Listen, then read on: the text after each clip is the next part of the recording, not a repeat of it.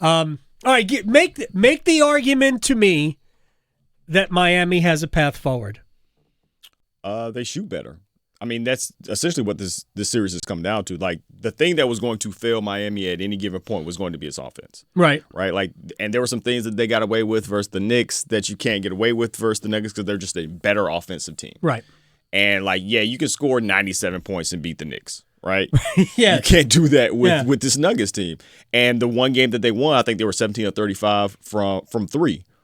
That was their 9th time shooting 45% or better from three. I think that's the most for any team in the playoffs. So shoot better. And you know, it's not that their offense isn't working. It's not just from distance either. It's, you know, Butler and Bam are missing a lot of shots in the paint. In the painted area. Shout out to Hubie Brown. Right? Like that's what they've lived. Like that is the heavy diet for both of those guys. Bam at the elbow, Jimmy at the mid-range, and they're just not making those shots now. And you have to make those. Like, you just to stay in the game because they're not playing poorly, and you look up and they've lost by 12 points. Right. You know what I mean? Like, it's not that they're playing poorly. They're getting the shots that they want to get, but they have to fall. That's the only way they get back into this series. I think it's done. I think it's done today. I think it is done today as well. There are two things about that. And Brenden Whitted is in studio, Swarman's Thing podcast at HU Cosell on Twitter. One thing about Miami's offense and one thing about Miami's defense. The thing about their offense is I thought in Game 4, more so in Game 3, though, than in Game 4. I thought they settled for threes early in shot clocks where they're right in it. And then you go through 3 or 4 possessions where you settle for the easy it's not the easy shot. Right, but like the first, more work could have gotten them a better shot is what you're thinking. There's still 15 on the clock, and then that shot leads to a transition bucket. But they were making Denver. That shot, though. But that's not a good formula. No. It's not a good formula. So they shot below their expected field goal average in the season. Like, that was the thing. Like, they were 27th in the league from three. Right. And they should not have shot that poorly in the regular season. And then by some sort of matter of witchcraft, they seem to shoot. They went from a regression to the mean, and now and then they were progressing to the mean, right? Like, it's like, all right, well, we're going to shoot better than we've been shooting for 82 games, right? They did that, and so that worked for them, and that's how they got here. Right. They're not as they're not as talented offensively as Denver is. They just aren't. No, you know what I mean? Like, they have really one main initiator, Jimmy, and then with Tyler Hero done. Victor Oladipo's done. They're really missing like initiators. Gabe Vincent can a little bit. Kyle Lowry, he's helped them with their second unit. But you don't want that to be like you. It's a steady decline from Butler to Lowry and Vincent. Yes. If they had Hero, if they had Oladipo, if they had some of these other like genuinely positive, hey guys that we want to initiate, they'd be in a much better position to take care of to take advantage of a Denver Nuggets defense that isn't. I don't feel like it's special at all. I think that they're good enough when they have to be. But like when Jokic goes out with his 5th foul, that's the time when Miami has to. Like, I thought that's where they lost the series. I thought that 5-minute stretch where Jokic is out. And hey, we're 7-8 points out of this game. Yeah, they were right in it. Now's the time. You got it. Whatever you got. They couldn't stop Denver at that point. Couldn't stop them. You can't trade baskets. You can't trade baskets. That was the other part about it. Yeah. Miami's defense has not been as good as Miami's defense needs to be. True. The other thing you talk about Gabe Vincent or the Tyler Hero's out, Victor Oladipo. Kyle Lowry spent most of the year injured. Yeah. Which is, I mean, Kyle's always looked a little bit pudgy. I mean, I hate that. I was wondering what you're going to do. I love Kyle Lowry. I was wondering what you're going to do. One of my favorite players. Right, but I was like, oh, let me hear this body shaming. Let me hear it real quick. But he just doesn't look like he's in the some guys shape don't. that right. You know what I mean? Luka, Paul Pierce, some guys are just, you know, I mean, they're great athletes. You know that they're great athletes. But like, you know. Quick aside, because we have time. Secretly, you think Paul Pierce was upset that he was bummed that Boston lost?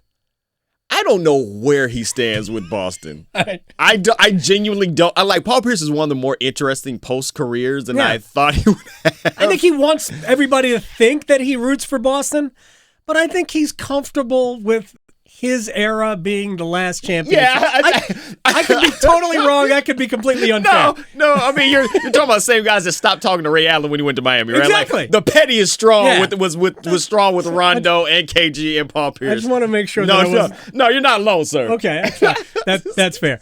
You talk about here's where Denver's defense has been good.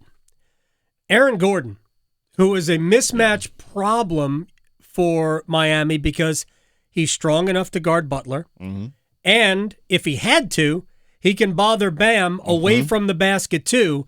So while Denver's not a great defensive team, they have one guy they can deploy to slow down two critical pieces. You know who Aaron Gordon is? He's this year's Andrew Wiggins.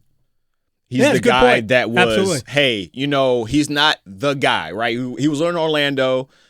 I think that team made the first round of playoffs one time when he was there. And like obviously he's a good player, but is he your, franchise No, he's not that guy. But he's very, very good. Tremendous career arc for him. Tremendous. It's Wiggins, right? Yeah. Like it's like, hey, you get to be just you. You don't have to be the initiator. Yeah, like he Wiggins was the initiator was the first in Orlando. Pick, Gordon wasn't the first pick, but a great athlete at Arizona. Exactly. Who became a good, he was not a great player. He was just a great athlete initially. Yeah. But he has become a much better player. And he's in his role. They were asking him to initiate in Orlando. They were asking him to do a lot when he was with the Magic because he was their best player. So hey, our best player needs the ball in his hands, and he was good enough to do some of it, right? And it doesn't mean just because you're good enough to do something doesn't mean it needs to be your thing. And so it's like, hey, Aaron, how about you just play defense, rebound, and then kind of do whatever else you want to on offense. And then hey, if Gabe Vince is on you, you're a capable enough offensive player. Hey, duck in, get that, get to the bucket. He's hurt them on that. Yes, big time. You know what I mean? And because 27 the other game. He had 6 assists. He's a well-rounded player. Can he be your number one? No, but if just because you aren't the number one doesn't mean you can't be a phenomenal number 3. That's right. That's exactly what he is. Yeah. He has given them that third element. Look, when you and I probably talked about this, I thought that if the Lakers could limit Murray, that was the trick for the Lakers. That was their path forward. Don't let Jamal Murray go off. Yeah. But no, we saw Jamal Murray from the bubble in that series, and it became impossible for the Lakers to win that series. We've seen basically that Jamal Murray. Yeah. So we know what Jokic is going to do because we've really never seen this. Yeah. I mean, we sort of have in Arvydas Sabonis, but Arvydas Sabonis wasn't knocking down threes. Yeah. And Jokic and he also wasn't that sort of a scorer. By the time he got to the NBA, injuries had completely depleted him in terms of his offensive scoring capability. But no, Jokic he's got the entire offensive bag. He really does. And Murray is the perfect guy to play alongside him. Yep. Because every lead guard couldn't handle not having the ball in his hands. Everyone couldn't do that, man. There's a whole bunch of guards that need the ball in their hands. Jamal Murray, while he can go get his, and we've seen him go get his, he can also play off. So the dribble handoffs and stuff, I'm going to come off, they're going to run a pin down, now I'm up top, three-pointer, boom. I don't need the ball in my hands for long. He's got a nice little bit of clay in him in addition to Steph. You know what I mean? He's got a nice little bit of off-ball, catch and shoot, cut. He's a really, really good, fundamentally sound basketball player who you can take the ball out of his hands and be okay. He's the perfect complement to Jokic. That squad together, by the way, they're all in their 20s. Porter, Gordon, all of them are in there. I think the oldest is 28. Yeah, it's funny. Denver, even though they're up 3-1 in the series, and I agree, they will likely close this out tonight, they have not played a complete game yet. No. They have not gotten much out of Michael Porter. No, they really haven't. They haven't got much out of KCP. Yeah. I mean, I thought they played better versus the Lakers. Bruce Brown. Yeah. Bruce Brown was it would be made him the actor from Cocktail. I apologize for wow, that. is that his name? Brian Brown, was the bartender from Cocktail. Cochran's Rules. Absolutely. Cochran's Rules, that's it. So he's been very good. But they haven't gotten great performance. They haven't gotten their full team going. I mean, they could get that tonight in a closeout game, and this could be messy. It could be. I don't think, but I will say Not Miami, to mention the mascots on the IL. Hey, man, look, I know everybody's mad at Conor McGregor. I get it. Hey, stop having real fighters play fight.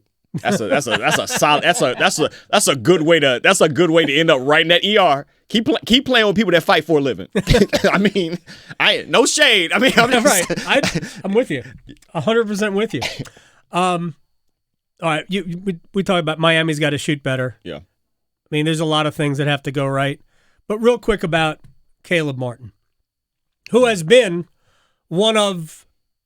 I mean, if Miami were to come back in this series and Martin is a part of a comeback, Jimmy Butler is still going to get the Finals MVP unless it's all Martin. But Bam, like if they were to come back in this series, it would be because of Bam. Probably. If they were to get back in this series, it would be because he's played well. I think he's right around 21-13 for the series, so around there. He'd have to go. Like he's never been in offense. I thought this was really interesting. I was watching. Jimmy Butler, he was on an interview with someone on one of his podcasts. There are several. I don't know if you've ever noticed it or not. There are a lot of sports podcasts. Yes, you have. I've seen one or two, been a part of one too. But like Butler talked about, like, hey, Adebayo was supposed to be a defensive and rebound guy. That's who he was in Kentucky, and that's who he had been all his life. And then as he got to Miami. Heat culture, whatever. Yeah. But coaching. They started to give him more and more responsibility, and he was being able to add it. But he was like, he's added things to his arsenal, but he's trying to still put that arsenal together. He would have to put it together right now, in order for them to get back in the series. That's like, even with Butler going crazy, I still think it would take Bam being exceptional, great, top 5 big man in the league for them to get back in this shine. The game 2, Bam, where they were running their offense through him at the top of the key in the third and fourth quarters.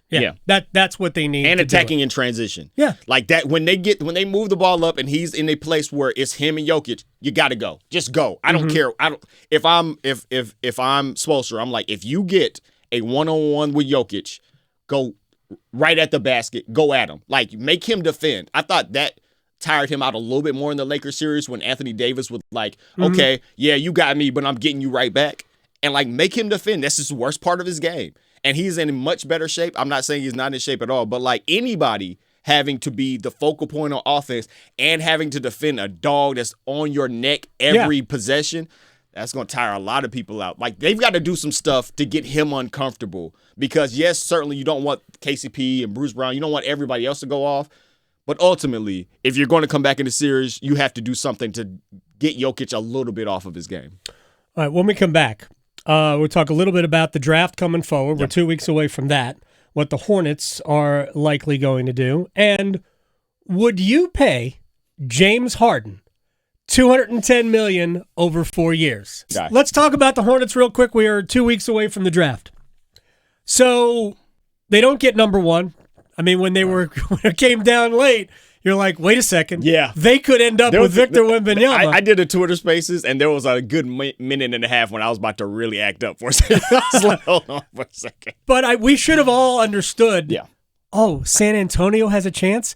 It's going to be San Antonio, David Robinson, Tim Duncan, when the players are transcendent. Unfair.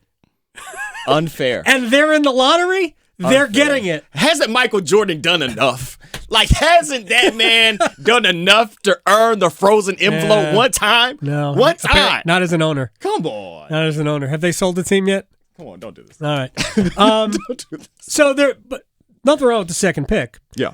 I don't know if the bones are there for a good team. I like some of the pieces. Yeah. So, would you go with Scoot Henderson or would you go with Brandon Miller? Man, I'm favoring Brandon Miller, and I'm hoping I'm not short-sighted, but I think that works better, particularly with LaMelo. I do. Okay. I don't subscribe to this idea that, like, well, Scoot's a point guard, LaMelo's a point guard, can't have both of them. No, we're far past that basketball-wise and positionlessness. My issue is adding non-shooters. I don't love the idea of adding non-shooters to any team. Is Scoot a non-shooter? Right now he is. Okay. Right now I think he's shot about 31% from 3 in G League. Maybe, right, with better players around him, more space, maybe he shoots better. I'm always just, I think about John Wall, I think about Derrick Rose, I think about Russell Westbrook, all phenomenal players. That was a little bit ago, right? Yeah. Can you be that sort of ball dominant, hyper athletic, great decision maker, which he is, especially for his age, 19 years old. Yeah. Sport for his age is great, but can you be that guy now? And I look, so I take a step back. Like Morant is a little bit that guy. He's shot a really good percentage last year. This year came back down to around 32%. De'Aaron Fox, got shot really well his second year, and then it came back to, so now he's around 31, 32. So you can be, and Fox, by the way, is an all-star, right? Yeah, obviously both guys are all-stars.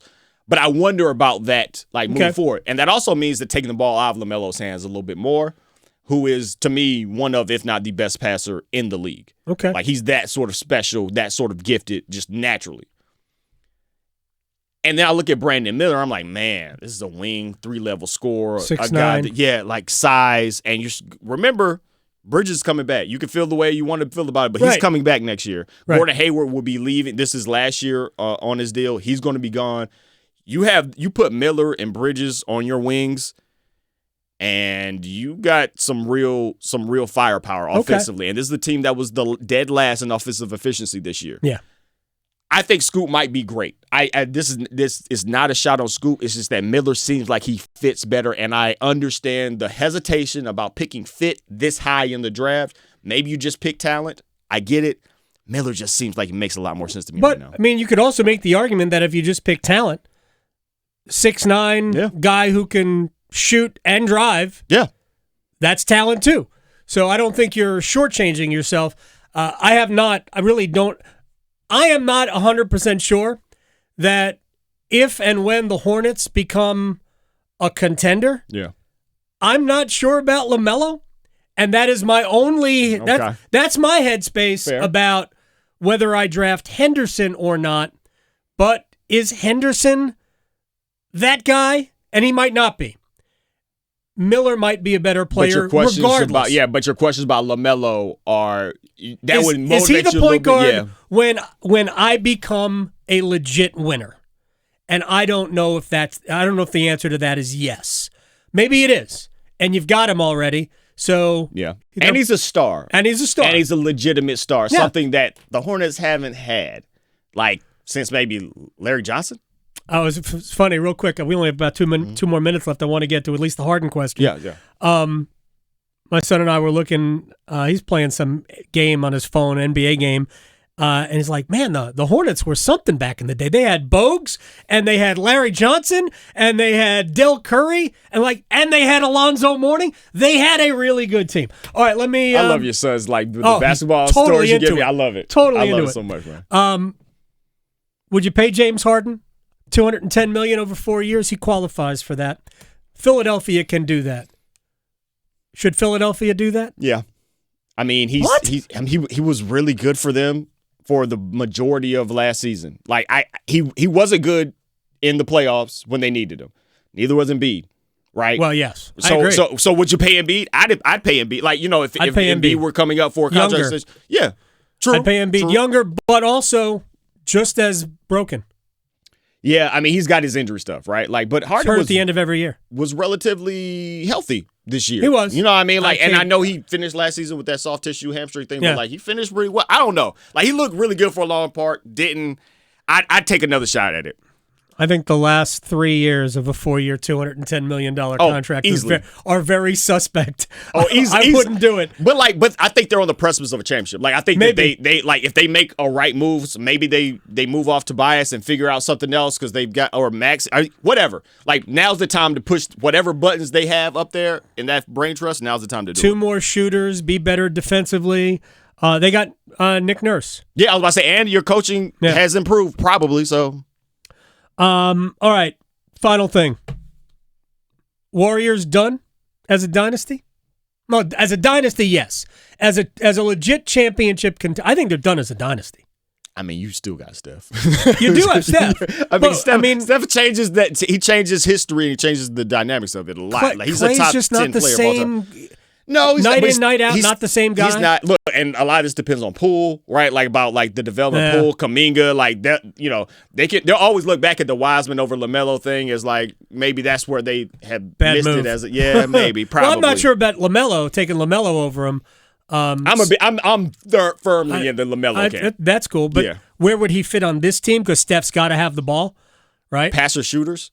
He shot 10.5 threes a game this year. Over half of those were catch and shoot variety. You haven't convinced me, but you make good points. That's Brenden Whitted, Swarm and Sting podcast, swarmandsting.com. We all agree the Denver Nuggets will close this one out tonight, and then we will put Nikola Jokic firmly into the top 70 all time. Thank you very much for coming in, man. I appreciate it. At HU Cosell.